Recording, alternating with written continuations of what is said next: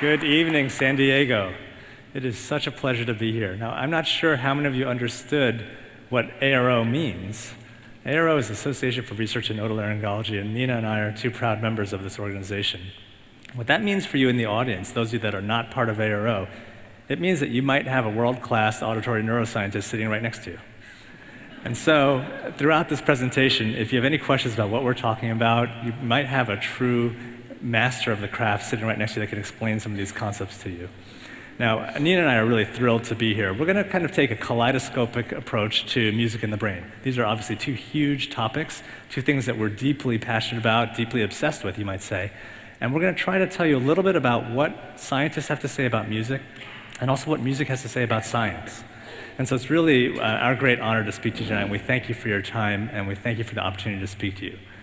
Now, I'll tell you a little bit about my own story. So I kind of, as a kid, I was always obsessed with sound. It was like the only thing I cared about. I really couldn't understand why, but people were important, but sound, it was always something I wanted to know more about. And then I was like, well, how do we do this? All we have is this little ear. And so I kept looking at the ear. And I was like, well, it's such a small little hole. How is it possible that through these two ears, our entire auditory world can be constructed? And so, because I never had the courage to become a musician, I decided once I went into medicine that I should try to become a hearing specialist. And I've been really, really fortunate to study how we hear. Now, the fact that you can hear my voice is a pretty extraordinary thing. And for those of you that have never really contemplated how this happens, let me walk you through this a little bit. Now, when we think of sound, what we're really talking about is vibrations, vibrational energy that's in the air. And this vibration sets air into motion and goes into your ear canal where it hits your eardrum or your tympanic membrane. And what you see behind me here is a cross-section, a beautiful drawing through what's called the temporal bone, or the structures of the ear. And so the eardrum is a membrane that gets set into motion where the sound vibrations that get channeled down three little hearing bones, the malleus, the incus, and the stapes, where they then enter what's called the inner ear. Now here a remarkable thing happens, because in the inner ear is where sound ceases to be acoustic. Okay? What I mean by that is that initially when you hear something, it is the vibrations that you're hearing, but in the inner ear, that vibration gets transformed into electricity. And once it's past the cochlea, which is the inner ear, sound is no longer vibrational at all. It's entirely electrical. Okay? So what that means is that our concept of the auditory world, when you hear my voice, when you hear beautiful music,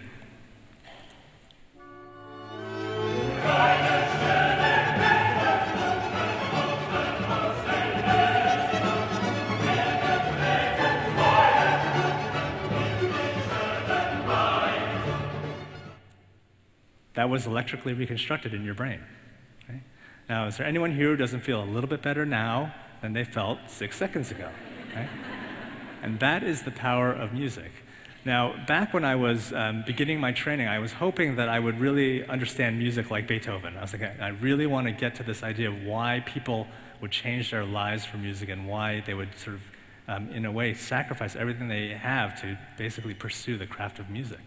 When I got into the fields of otology and audiology, I was a little disappointed because there's a lot of this. Right? So, a lot of blips and bleeps. I sense a lot of you have had hearing tests, if that's pretty familiar to you. Now, it's not that that's not important or useful. In fact, it's maybe the most useful form of sound out there for a scientist because it's the purest kind of sound, a simple vibrating sine wave. But it's not music, or it's not what we think of when we think about music. So tonight we're going to take you on a kind of a whirlwind tour about the neuroscience of music and try to cover some stories about how we get from this structure of the ear and to this magnificent thing of the brain. Now, a lot of people that are not in the field of science are always looking towards the answers. And I would say that Nina and I are more asking the questions because we know that the answers are probably not really going to come in our lifetime.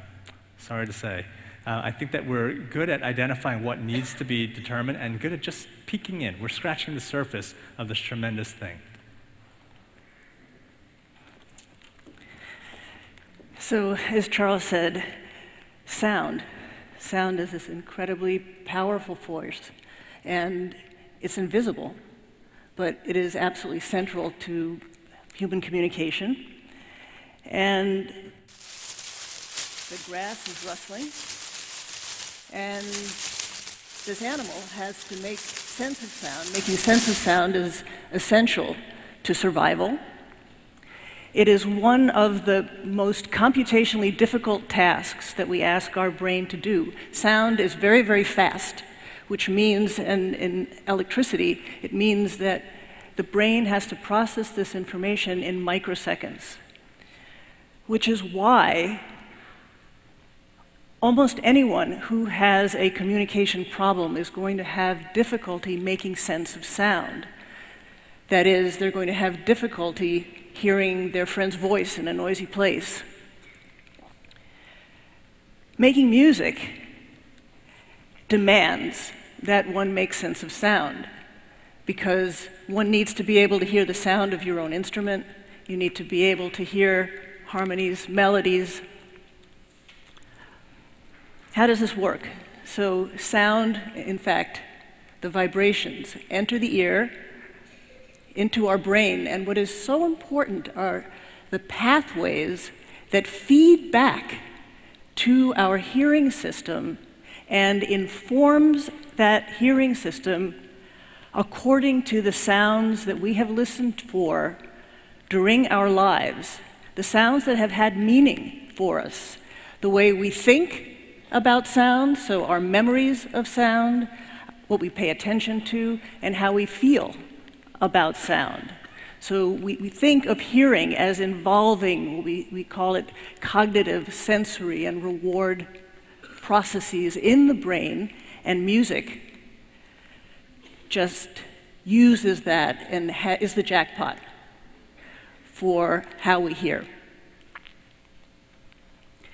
I'm going to play this piece here, and what you're going to be seeing is structural connectivity analysis of, here's a brain, picture of a brain, and during this piazzolla piece, you can see that much of the brain is active.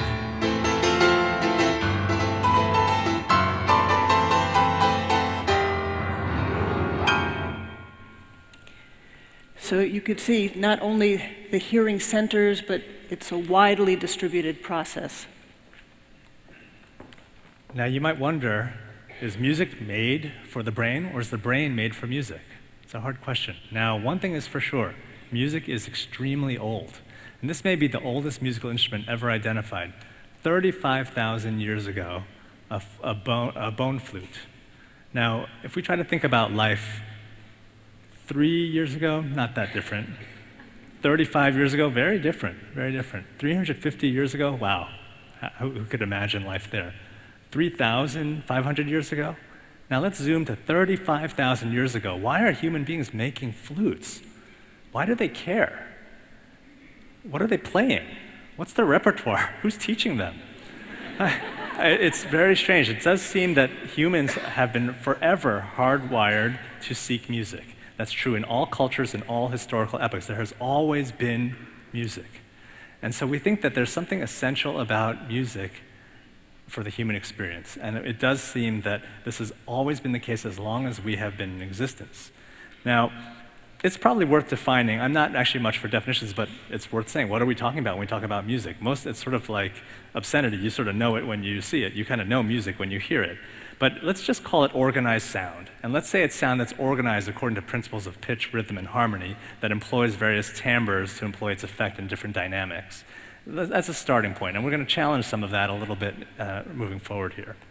Now, obviously, music and language are the two kind of preeminent systems that get invoked when we talk about sound and the brain. And there are obvious similarities between the two. Both are complex forms of sound that are useful for human communication, but there are also vast differences. For one is that music is horrible at propositional thought. Now, let me tell you what I mean by that. If I wanted to say, Dan, please meet me for lunch tomorrow at noon, right? That's all I have to say. It's done. Now, if I wanted to ask him to meet me for lunch at noon by playing my saxophone, I could probably play for about 10 years, and he might show up one day just to wonder what I'm doing, but it wouldn't be because of anything I said to him. And so music is not good at specific semantic thoughts. Now, acoustically, and this what I'm showing you here is the acoustics of speech and the acoustics of music. Language, most people don't understand this, language is a simpler acoustic phenomenon than music. It's easier. It's easier for the brain. It's easier for the ear. It has less dynamic range. It has less spectral range. And so in some ways, music is the hardest thing there is to hear. And because of that, we can refer to it as the pinnacle of hearing, and we can employ it as a tool to understand the highest capacities of the brain, rather than just the ability to walk or the ability to climb, the ability to climb Mount Everest. Okay? And that is what music is. It's sort of the hardest thing that the brain can do with respect to sound. So rhythm. Rhythm is pretty obvious in music, but it turns out that rhythm is also very important for speech and language. Rhythm provides a temporal map for where meaning occurs. And there's been a whole line of research showing that the ability to have rhythmic skills and to simply even move to a beat aligns with language skills. So we've been looking at this as these skills develop in 3-year-olds. And so you're going to hear a 3-year-old tapping along to a beat.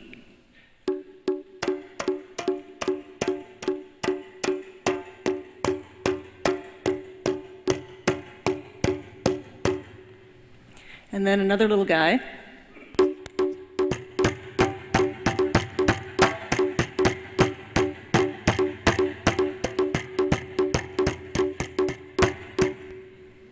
So he's enthusiastic. But interestingly, the synchronizer has better language skills.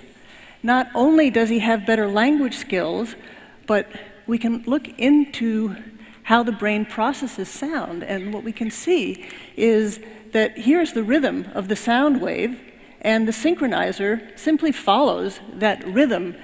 His brain follows the rhythm in the sound much more precisely. Do you ever wonder why your cat doesn't tap along to the beat, move its tail? Not a lot of animals can do that. Humans do it, and just a few species of birds. A couple other animals, that's about it. This is the famous snowball.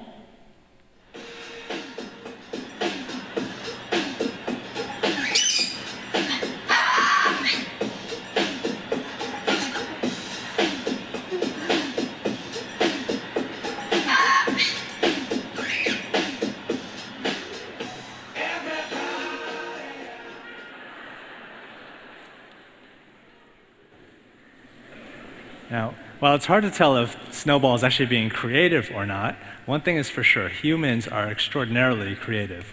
And this has been the hallmark of human existence, is that we've been able to solve our own problems, to innovate, to generate new ideas. We see this in architecture, we see it in food, we see it in the arts, we see it in science. Occasionally, we see it in surgery. We do keep it under control in the OR. Now, what I want to talk to you, though, is the kind of creativity that we see in a jazz musician. And so it's my pleasure to invite Gilbert Castellanos, who's just a monster on trumpet, one of the finest trumpet players you'll see, and the Gilbert Castellanos Jazz Trio playing Magnetism.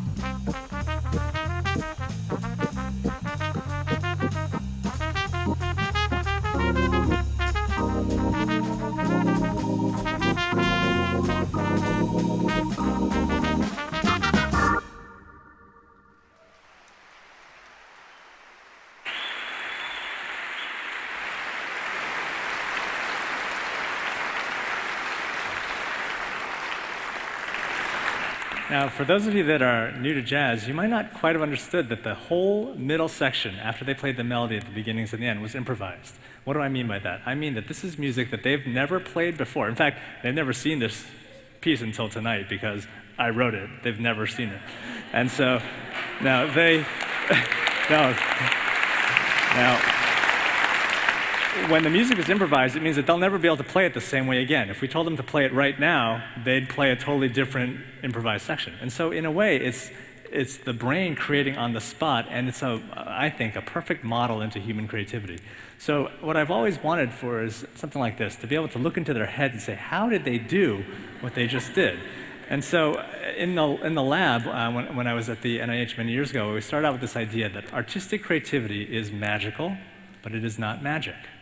It is a neurologic product. It's a product of the brain, and we should be able to measure it the same way we measure any other complex human behavior using rigorous neuroscientific methods. Now, the one modern equivalent we have today of slicing open Gilbert's head and looking inside is actually called functional MRI, or Fmri for short. Now, what this is just a regular MRI machine, which happens to be a pretty narrow tube, a big magnet. You can't move anything at all in terms of your head, and you can't bring any metal in. So those are the kind of the rules. But beyond that, anything is fair game. And so you can do almost any behavior in fMRI, and we can sort of examine the neural substrates of that behavior. Now, what's actually happening in this brain scan is amazing. It turns out that when your brain is active, it uses oxygenated hemoglobin. And the deoxygenated form, deoxyhemoglobin, is magnetically detectable. Okay? So the active brain consumes this hemoglobin, and you can detect a signal change in hemoglobin. And that's what we call BOLD, or blood oxygen level dependent imaging. And that's the whole premise by which modern functional MRI is performed. And when you do this, you get not just an anatomical understanding of where these structures are, but a statistical cluster of activity that says this part of the brain was likely active during this behavior. Now, how does this apply to an fMRI scanner? And so I'm going to show you a short video clip that is of me showing how we did an fMRI jazz experiment. And you're going to actually hear the same song that they just played, except much slower because I'm not that good.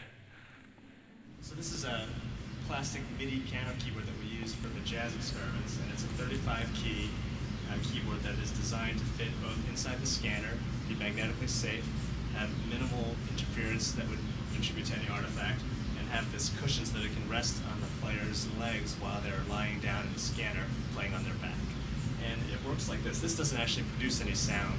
It sends out what's called a MIDI signal, or a musical instrument digital interface, through these wires into the box of the computer, which then trigger high-quality piano samples like this.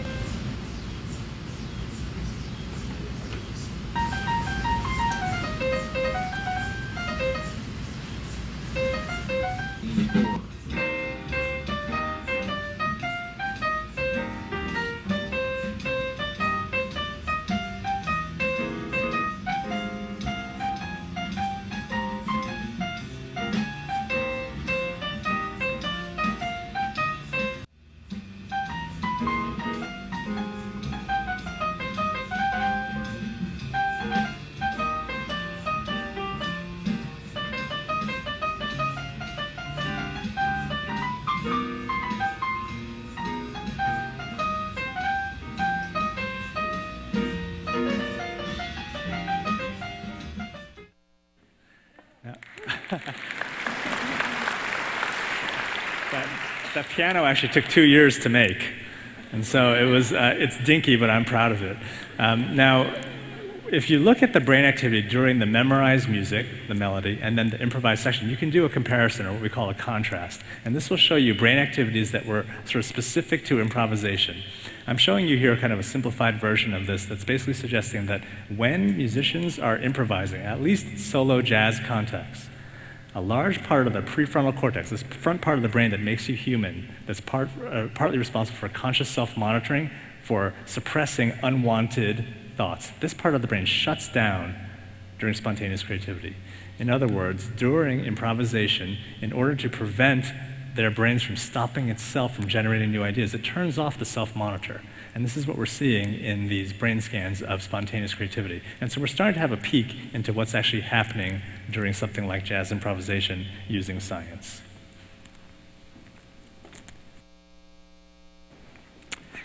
All right, so how do we get into the brain here some more on how do we use music as a window into the human brain? Continued. So as Charles said, when the brain is hearing sound, it is generating electricity, and we need to be able to pick up that electricity, and we can do that with scalp electrodes. And what you see over here is a sound wave and a brain wave, and you can see that the two actually physically resemble each other. In fact, so much so that you can take the brain wave and play it out through a speaker, and it will resemble the sound wave. So you're going to hear first the sound wave, and the brain's response. You'll hear a scale, and the brain's response to the scale.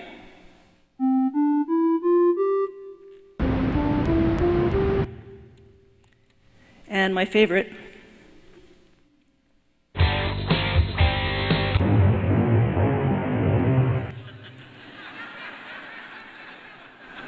so you see, we have a lot to work with, and we really can access this brain activity with unprecedented precision. And with a single response from the brain, we're able to measure how the brain processes the various sound ingredients that Charles was talking about: harmony, rhythm, timbre, pitch. And we're able to see how good a job, so this is a mixing board analogy, how good a job an individual's brain does at processing those ingredients. So that if you have a lot of enrichment in sound, say you're a musician, your response to these sound ingredients might look like this. If you have a disorder, the response might look like this combination. And one of the things that we know is that children who are raised in poverty often have linguistic deprivation, which we have learned leads to a disorder in the processing of sound, which can be catastrophic for the development of language skills. And one of the things that we have discovered is that playing music actually can help partially offset this problem.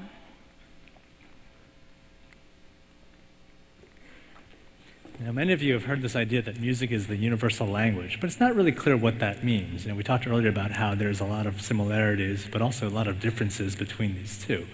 Yet, you all sort of know what it means in the sense that you can go anywhere in the world and play music with somebody, and you'll be able to communicate with one another.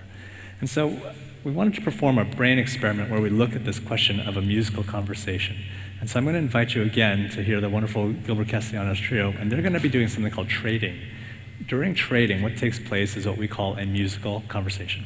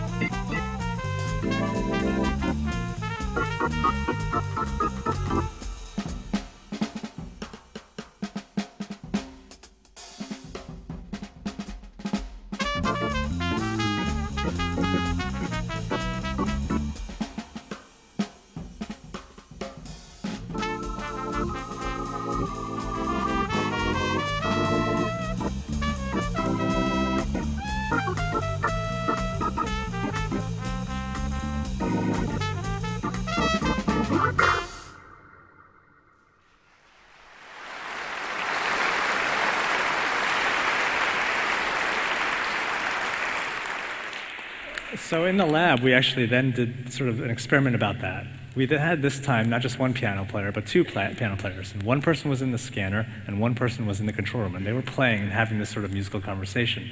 Now, you can analyze every note. This is actually every note that was recorded in the lab, and this took a long time. But basically, you can look at it from a musicological perspective and say, okay, this is what they were playing in terms of sheet music. You can also look at the statistics of what they were playing in terms of melodic expectancy, and you can see that compared to a control condition shown in black, the musicians that are improvising are actually being less predictable, but there's a correlation between what comes before and what comes after, implying that there's interaction. So spontaneous creative interaction that is them communicating with one another. And then you can look at brain activity.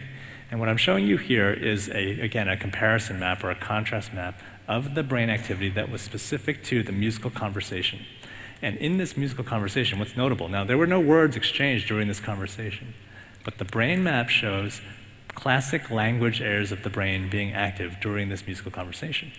And so in other words, the musicians are employing their basic speech areas to have this musical conversation. However, there's something in blue there called the angular gyrus. And this is an area of the brain that's involved in something called semantic cognition, or the meaning of words, how it is that we determine what a word means when it's uttered to us.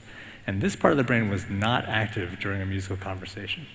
So we think what's happening is this unusual combination of language areas of the brain being highly active, but without the involvement of semantic cognition regions. And this might be part of why it's possible that music could be a universal language.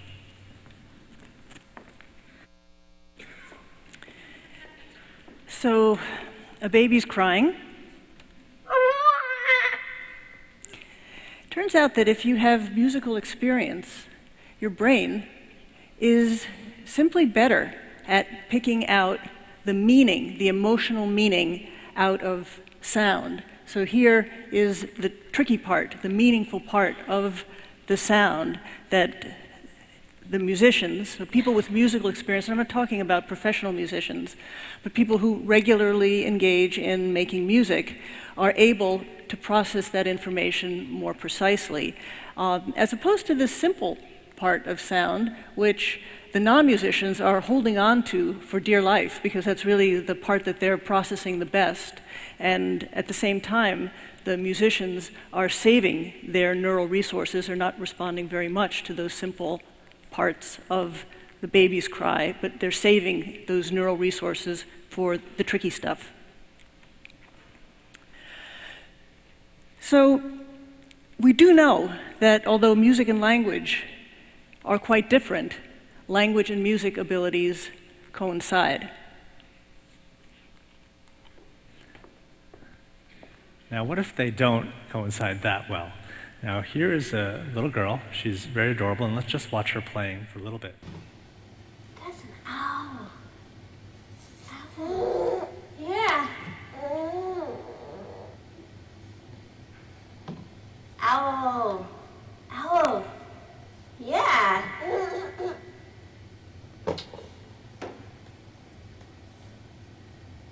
Baby. Baby. You want it?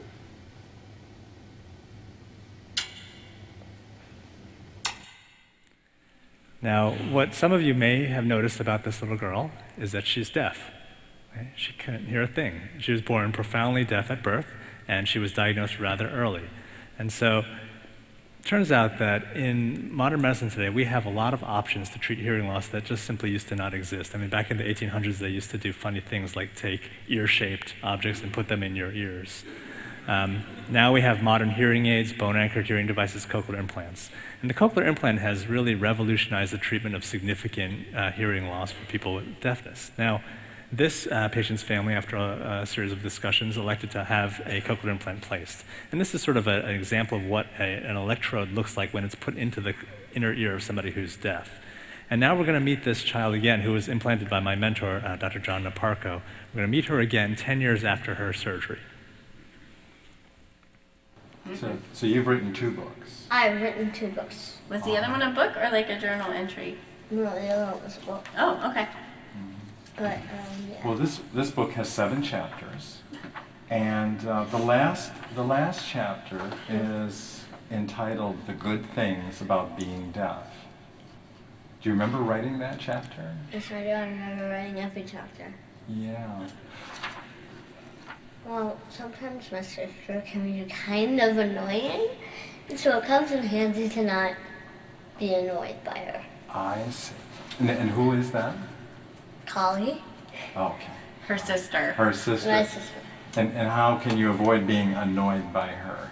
I just take off my CI and I don't hear anything. So it's pretty, it comes in handy.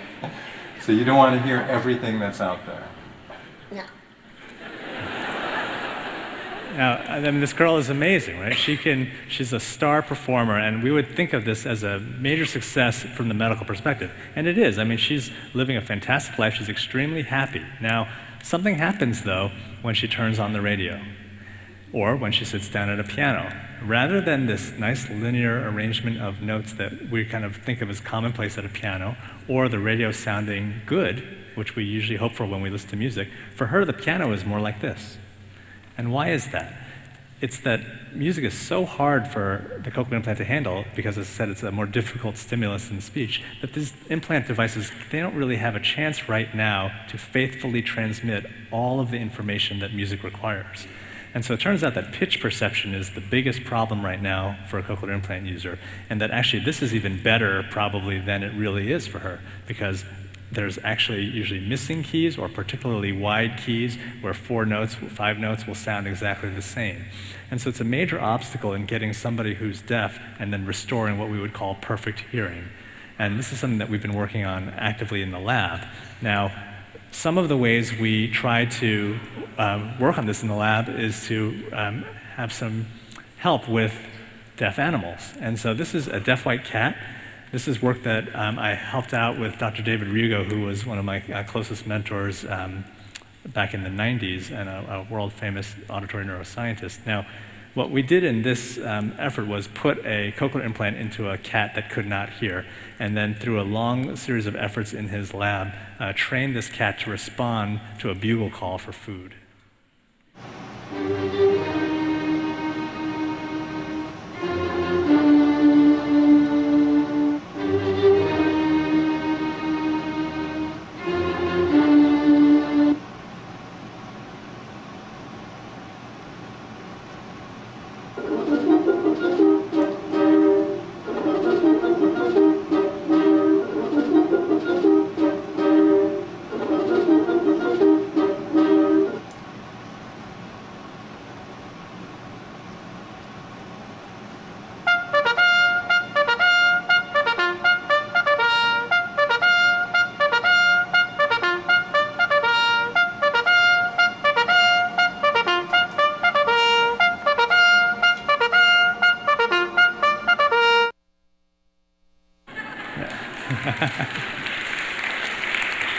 Now, I'm not saying that that cat likes trumpet or jazz or can tell the difference between that call and Gilbert Castellanos, but I am saying that this animal was trained to imbue a musical sound with significance, and that's what hearing in music is all about, trying to imbue it with significance. And so I'm going to now introduce you to a young man, a student of mine, was in my lab for 3 years, one of the most brilliant people I've ever met. Again, born deaf, but trilingual in tonal languages as well. And you're going to see him play the piano.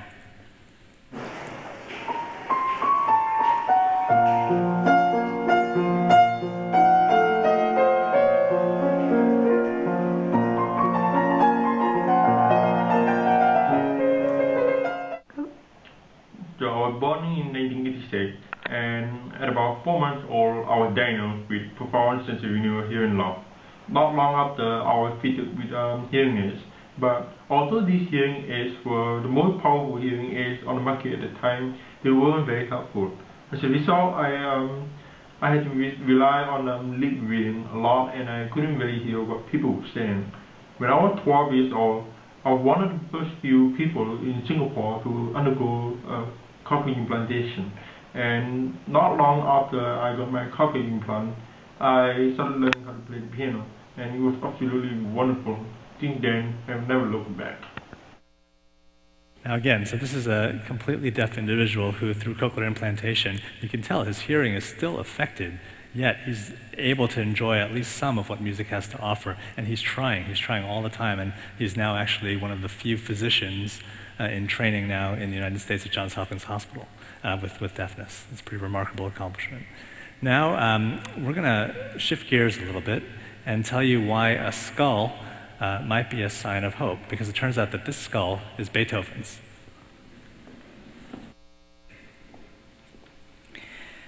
So, hearing loss and the musical brain.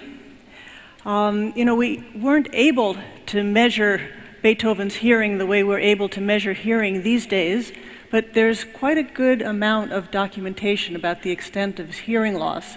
This is what he wrote to a friend of his. He says, "My ears whistle and buzz continuously.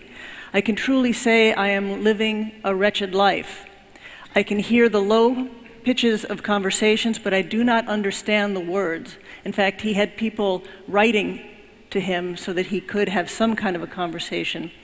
"I do not hear the high tones of instruments. For me, there can be no recreation in a society of my fellows, no mutual exchange of thought. I must live like an exile." So he wrote this to his friend in 1801, and this was pretty early on in his deafness. And so by the time we get to 1824, when he wrote his Ninth Symphony, he might have heard it something like this.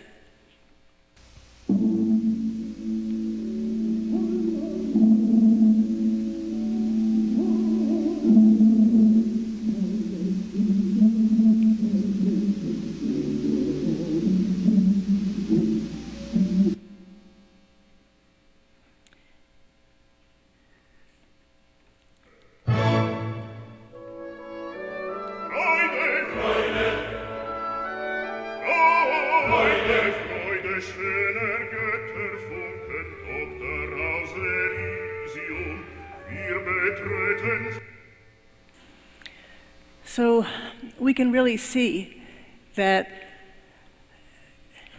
we must hear with our brains, in that he was able to write so much of the music that we are privileged to be able to enjoy while he was hearing it through his mind's ear.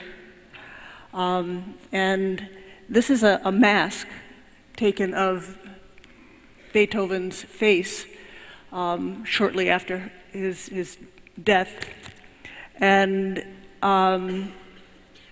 before he died, he wrote probably one of the most beautiful pieces ever. And this is a piece that, is going to be played for you right now by the San Diego Symphony String Quartet.